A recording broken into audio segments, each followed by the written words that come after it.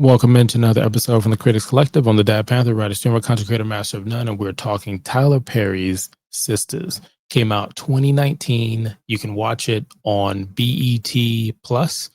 Everybody's got a subscription at this point. We're so close going back to cable. So close. Tyler Perry did this, and the reason why I'm watching it is because I watched Divorced Sisters, and I'm just gonna assume that this is a part of that universe, and I have a guilty pleasure. I guess I enjoyed Divorced Sisters to the extent that I want to go back and binge watch 9 seasons of Sisters. I'm gonna try, ladies and gentlemen. If you enjoy this show, let us know in the comments. Hit the subscribe button, like, follow, and comment for more. Notification bells on. And if there's anything that you see on the links, might want to click it, and it supports us if you make a purchase or you happen to just shop around or whatnot. And we greatly support that. We greatly appreciate that support. Okay, so IMDb says it's a group of single Black females from different walks of life who bond over their one common thread. Why am I single?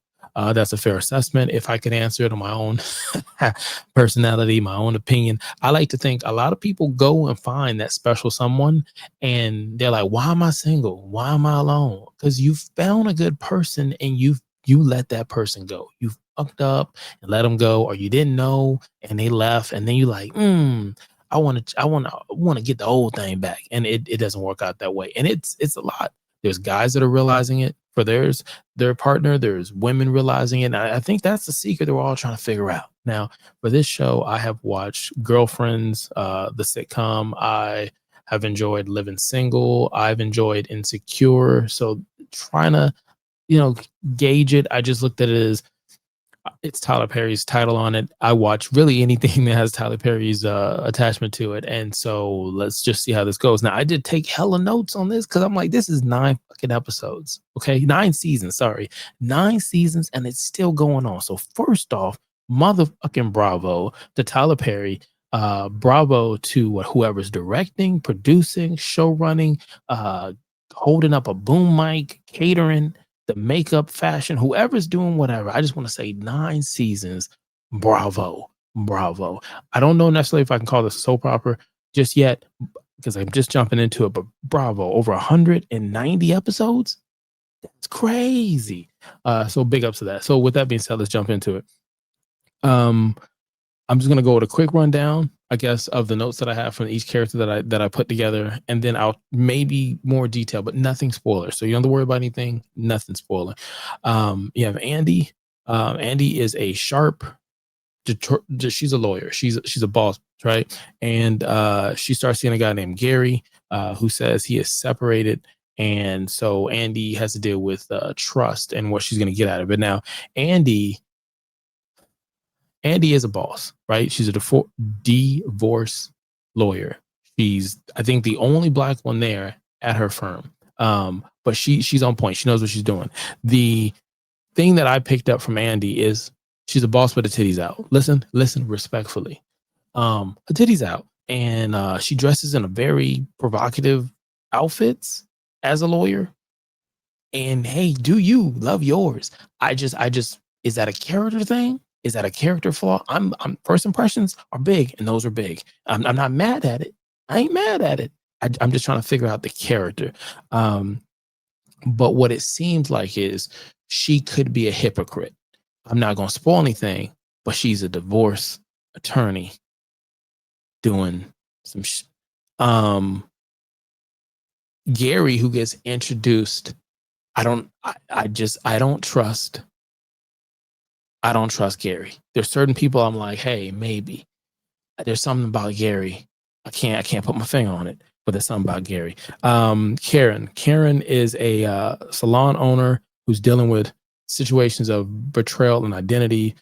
She has a relationship with Zach and them, they just cheating and they got commitment issues. And so she's torn between the pride and at sometimes being, open for people to see what's going on.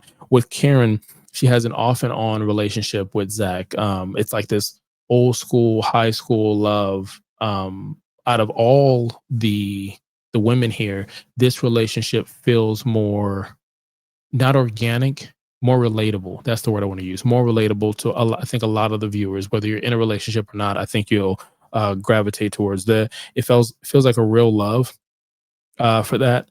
And later on in the series, you see how Karen and Andy get together with having some of those common threads.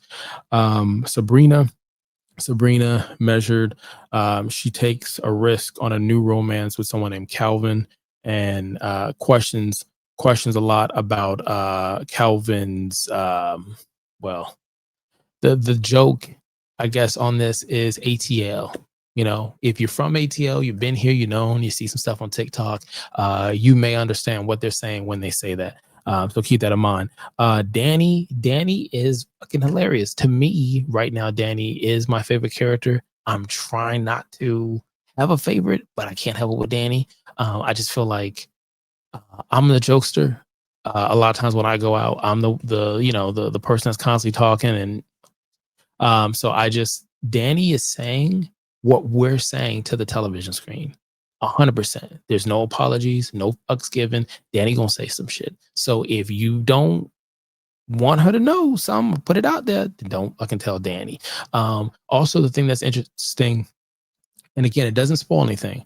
I think there's something not physical, not sexual, no relationship stuff. I think there's something with Danny's character and Zach. And the reason why I say that, I feel like because Danny doesn't bite her tongue and she don't take shit from nobody, she's gonna keep Zach in check, at least verbally, at least like, and you need that friend. Like, let's be honest, like, and you probably want that friend if you don't have it, but you need that friend that's going to tell you, don't do my homegirl wrong, don't do my homeboy wrong, don't do the person I care about wrong.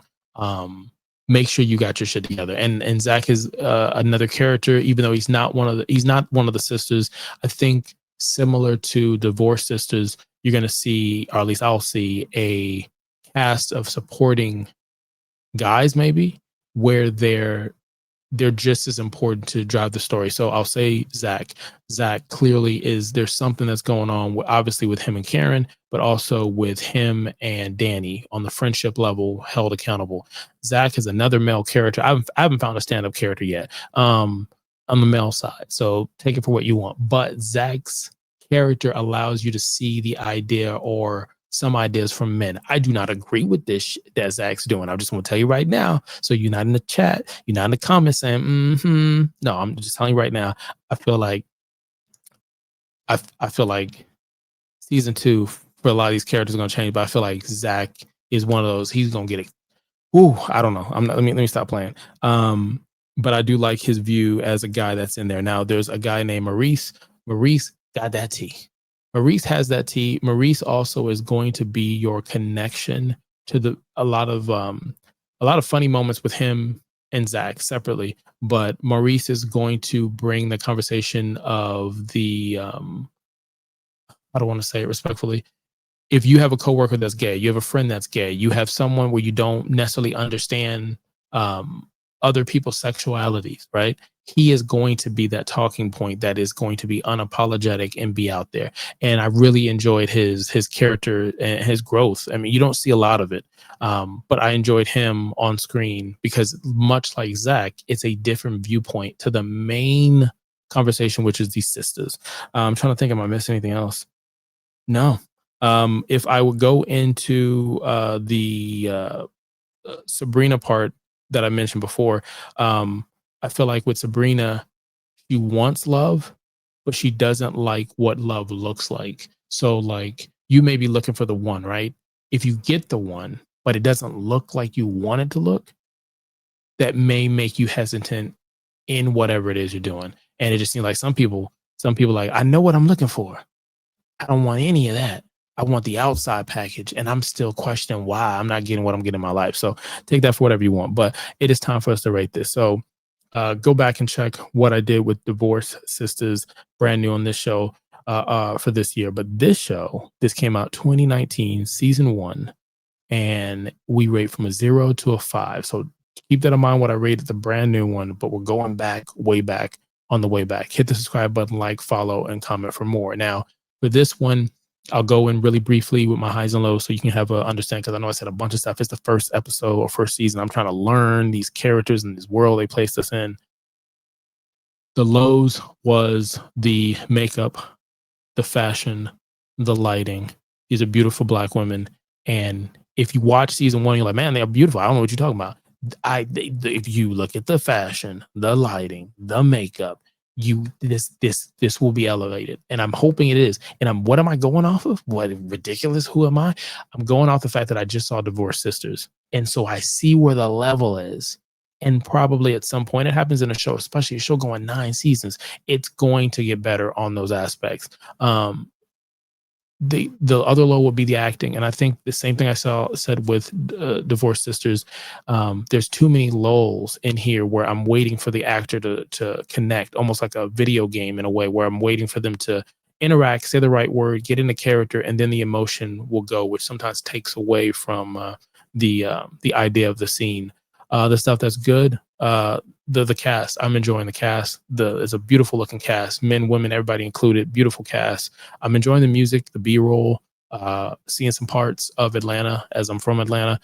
So it's cool to see that kind of stuff. And the messiness. I love the messiness because it makes me look back at my life and say, it's not as messy. It's not as messy as a Tyler Perry movie or a show. And there's something about that. I'm going to rate this a 2.